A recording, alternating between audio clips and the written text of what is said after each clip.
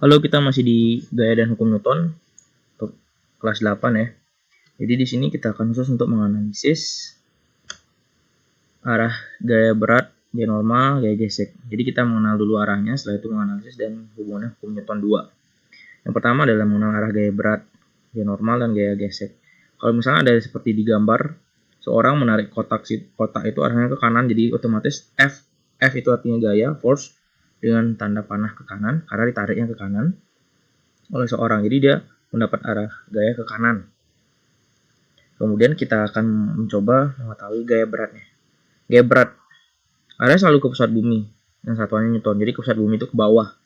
Jadi kalau kita lihat di titik itu, maka arah gaya berat arahnya tetap pusatnya ke bawah, pusat bumi ya, ke bawah ya. Jadi langsung diambil dari tengah-tengah benda itu ke bawah, tanda panahnya ke bawah dengan simbol W, weight. Gaya normal tuh arahnya tegak lurus dengan bidang sentuh. Gaya normal ini diambil dari hukum ketiga Newton, aksi reaksi. Jadi kan kotak itu memberikan gaya berupa gaya berat ke lantai kan. Nah, adalah gaya normal. Gaya normal itu adalah reaksi dari gaya berat tadi. Gaya berat tadi yang karena bersentuhan dengan lantai si benda, maka akan ada gaya kontak yang menghasilkan yang disebut lagi dengan gaya normal. Jadi arahnya ke atas. Jadi tepat diambilnya tegak lurus dengan bidang sentuh, jadi tegak lurus di sini dengan lantainya tepat ke atas. Gaya gesek, jadi ya karena ada bidang sentuh, otomatis pasti ada gesekan. Gaya gesek arahnya berlawanan arah dengan gerak benda. Kalau di sini bendanya ditarik ke kanan, otomatis arah gaya geseknya adalah ke kiri. Dengan simbol F kecil, dengan tanda panah ke kiri seperti gambar udah jelas ya, karena sentuhannya antara benda yang ditarik dengan lantai, otomatis posisi gaya geseknya di sana. Jadi gaya geseknya berupa F kecil atau friction. Jadi gaya gesek itu ada dua, gaya gesek statis dan gaya gesek kinetis. Nanti besarnya dihitung di jenjang selanjutnya yaitu SMA. Jadi gaya gesek statis itu adalah gaya gesek yang bekerja tapi bendanya tetap diam, tidak bergerak. Sedangkan kalau gaya gesek kinetis, bendanya sudah bergerak. Jadi statis itu walaupun ditarik tapi masih belum bisa bergerak dia. Yang bekerja adalah gesek statis. Kalau seandainya bendanya sedang bergerak dan sudah mendapat gesekan, maka gaya geseknya adalah gaya gesek kinetis. Jadi bisa dilihat di sini ada boxnya. Kalau misalnya di bidang miring bagaimana? Kalau tadi kan bidangnya datar. Lalu bagaimana jika misalnya boxnya pada bidang miring? Bidang miring bisa kita lihat di sini arah F-nya sedikit naik diagonal ke kiri atas ya. Tetap W-nya ke bawah. Walaupun bidangnya miring, tetap W-nya ke bawah. Jadi bisa dilihat sama ya, W-nya masih sama ke bawah. Kemudian kalau misalnya gaya normalnya tegak lurus ke sini. Gaya normalnya tegak lurus ke arah bidang, bukan naik seperti ini. Jadi dia agak miring juga karena dia bidang miring. Tapi diambil tegak lurus di sini. Ya. Lalu gaya geseknya gimana? Gaya geseknya sama karena kita usahakan dia bergerak ke atas. Jadi geraknya ke atas otomatis gaya geseknya antara bidang itu. Jadi itulah pengenalan untuk gaya berat, gaya normal, dan gaya gesek. Oke, jadi itu posisinya udah sangat jelas ya. W-nya ke bawah, N-nya tegak lurus. Kalau ini ya pas karena tegak lurusnya ke atas, kalau ini kita ambil tegak lurus. Jadi siku-siku antara bidang sentuh dengan gaya normal tuh siku-siku dia di sini siku-siku. Kalau gaya gesek ya berlawanan arah sesuai dengan definisi yang tadi ya. Sekarang menghitung resultan gaya. Jadi yang penting di sini adalah kita mulai belajar untuk menghitung resultan gaya atau sigma F. Itu dihitung berdasarkan arah. Jadi arah itu sangat berpengaruh dalam perhitungan. Jadi kalau yang searah dijumlahkan, berlawanan arah dikurangi. Contohnya ini. Tarik menarik, tarik tambang kan. Jadi ada gaya ke kanan, ada gaya ke kiri. Anggapannya adalah gaya ke kirinya FA 180 Newton. Newton ingat satuan gaya. FB-nya 200 Newton. Maka menghitung sigma F-nya ditotalkan adalah FB min FA. Jadi dikurangi dia karena ulangan arah kan. FB min FA 200 min 180 ya sama dengan 20 Newton. Jadi arahnya adalah ke kanan. Jadi arahnya ke kanan ya. Karena ya udah jelas 200 sama 180. Kita lihat contohnya di sini ada orang anak-anak misalnya ilustrasi yang main tarik tambang. Misalnya yang di sini dia memberikan gaya 100 Newton ke kanan pasti. Yang lagi satu 80 ke kanan juga. Yang satunya 90 Newton ke kanan. Nah, yang bagian kiri ada 100 Newton juga, 90 Newton, kemudian 100 Newton juga. Jadi kesimpulannya berapa total resultannya? Kita bisa hitung dulu. Yang ke kanan totalnya adalah 270 Newton ke kanan. Kalau yang kiri 290 Newton. Ini udah jelas kan menang yang mana? Nah, sigma F-nya adalah 290 min 270 Newton. Dengan resultan adalah bukan ke kanan. Jadi karena di sini menangnya yang kiri, maka ini bukan lagi ke kanan tapi kita coret ke kanan, jadinya ke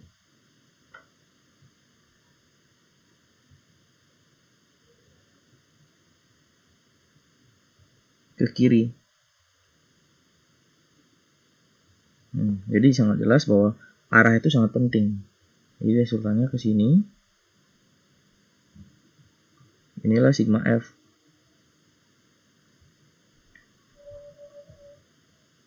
Bacanya sigma F sama dengan 20 Newton. Ya. Seperti di kalkulasi tersebut. Next. Nah, ini misalnya ada sebuah ilustrasi seperti ini, bisa dilihat. Nah, 200, kemudian 220, kemudian 210, kemudian 240. Tugas pertama ya. Kalian bisa dikerjakan pakai caranya. Dengan cara, kemudian hasilnya juga berapa dengan arah kemana. Ini tugas 1. Berapa sigma F-nya, cuman itu. Jadi kalian hitung berapa resultan gaya yang bekerja pada dua regu yang saling bermain tarik tambang. Kemudian hukum kedua Newton, jelas balik lagi, saya udah berikan di video sebelumnya. Hukum kedua Newton itu adalah hukum yang pengaruh gaya mengakibatkan ada percepatan kan. Kemudian ya langsung aja, misalnya udah ada gaya makin keras, maka bolanya akan makin cepat, terlempar makin jauh, dan sebaliknya. Semakin besar gayanya, maka kecepatan yang dihasilkan semakin besar pula. Jadi kita bahas di sini adalah resultan gaya seperti barusan. Cara menghitungnya sudah. Jadi masanya gimana? Udah. Ini juga sudah.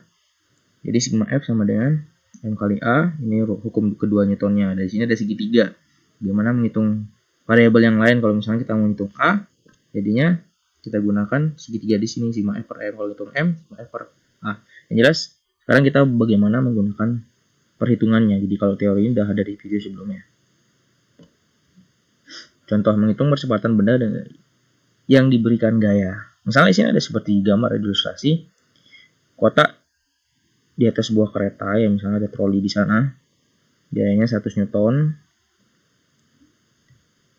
Ya, 100 Newton. Kalau misalnya massa total kotak sama trolinya atau keretanya 50 kilo, berapa percepatannya? Jadi kita gunakan hukum kedua Newton, ada F, ada M. Nah, kita gunakan hitung A, percepatan. Sigma F per M. Seperti tadi, sigma F-nya kita ganti 100, M-nya 50, ya 100 bagi 50, artinya 2 meter per second. Udah jelas di sana. Coba ilustrasi yang lain. Gambarnya masih sama, cuman sedikit berbeda yang diketahui. Kotak di atas sebuah kereta masih sama, massa totalnya 50 kilo.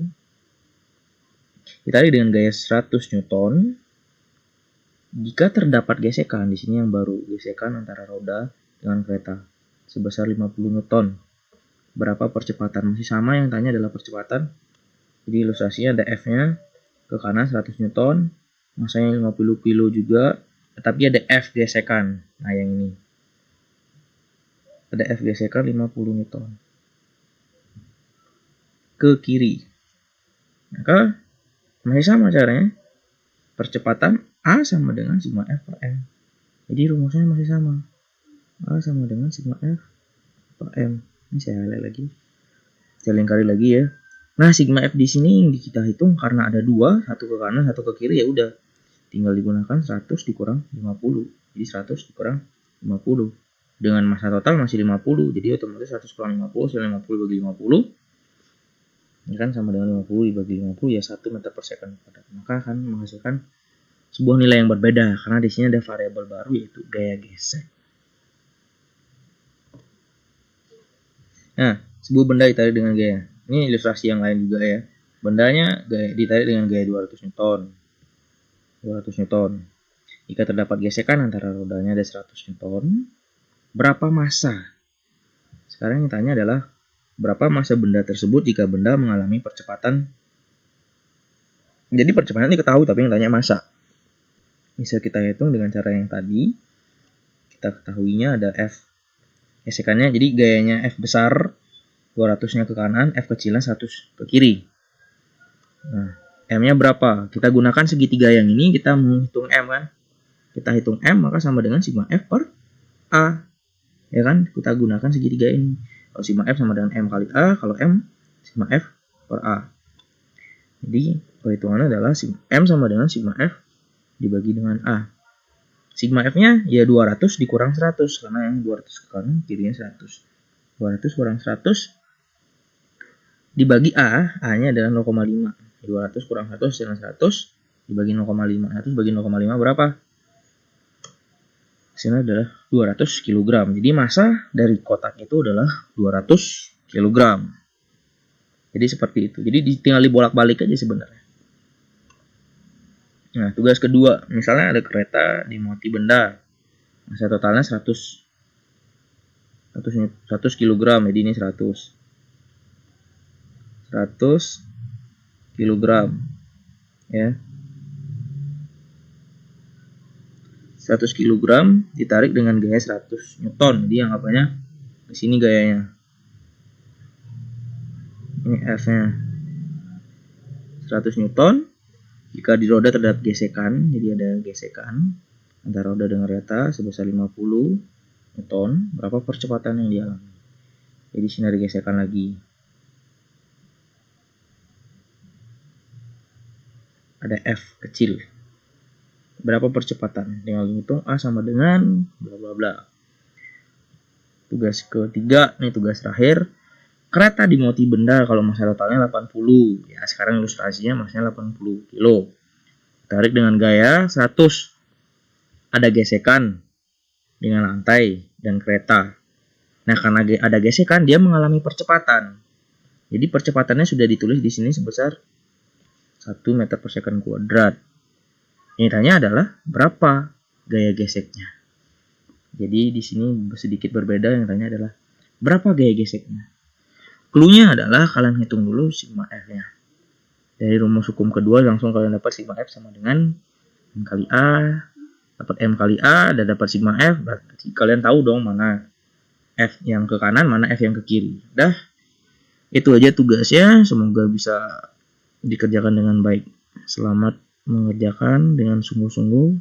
Semoga bisa dipahami. Sampai ketemu di sesi berikutnya. Bye.